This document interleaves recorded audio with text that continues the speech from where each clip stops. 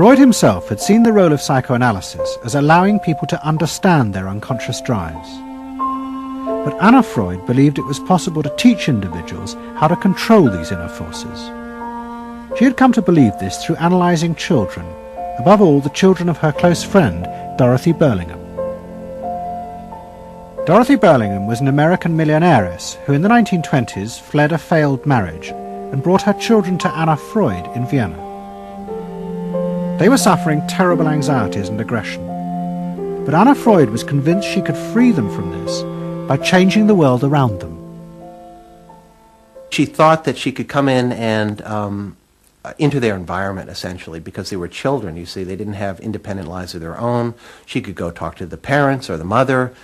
She could go to the schools. She could influence their real world, the actual external world, to change their lives and to help them.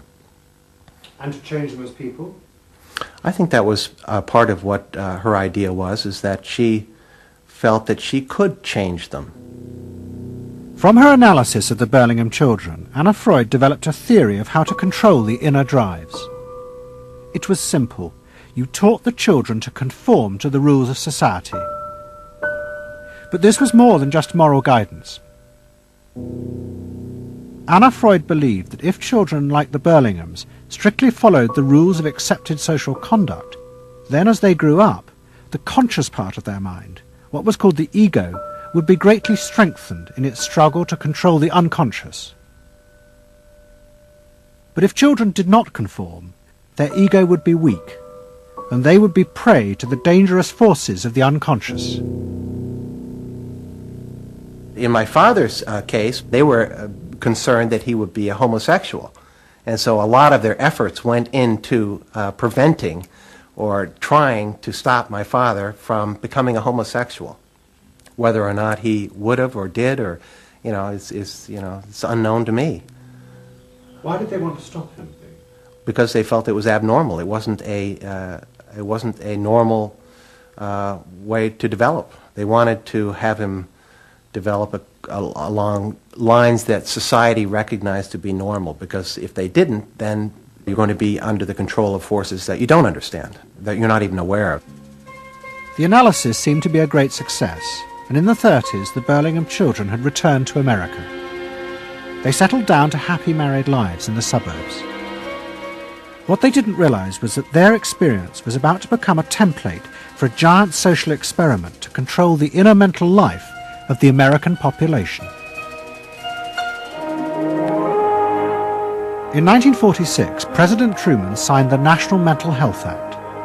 It had been born directly out of the wartime discoveries by psychoanalysts that millions of Americans who had been drafted suffered hidden anxieties and fears. The aim of the act was to deal with this invisible threat to society.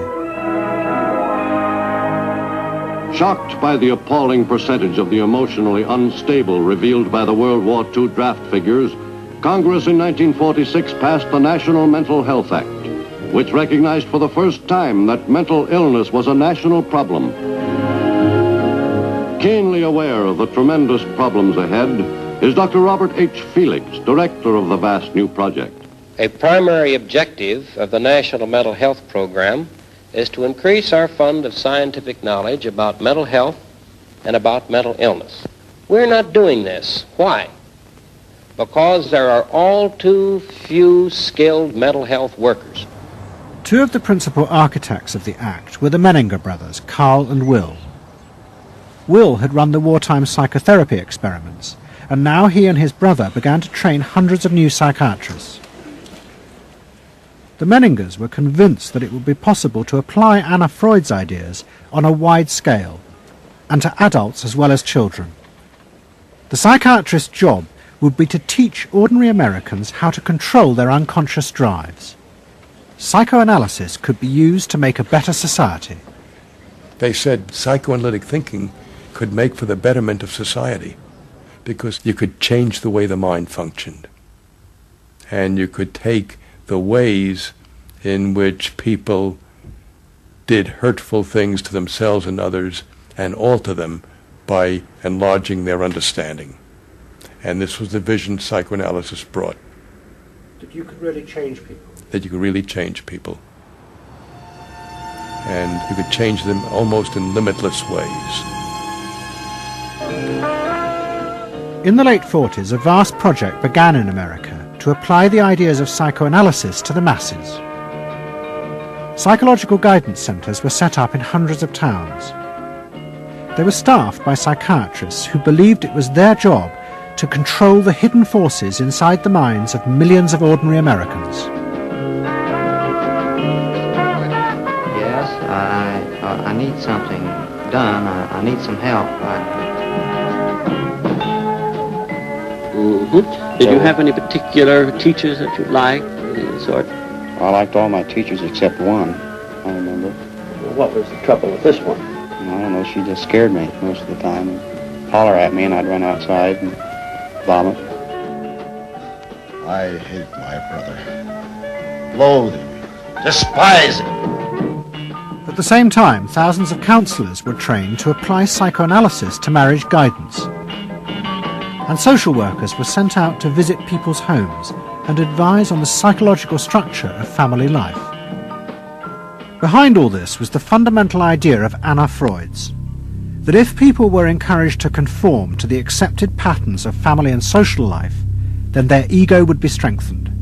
They would be able to control the dangerous forces within them. When your emotions control your actions, it affects not only yourself, but the people around you. And if this sort of flare-up is repeated often, it might lead to a permanently warped personality. You can control the fire of your emotions so that your personality becomes more pleasant.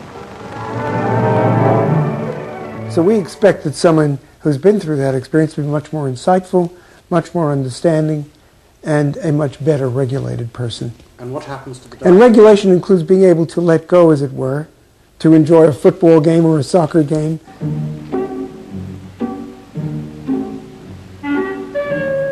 A more understanding, yes, rational, but also appropriately emotional person.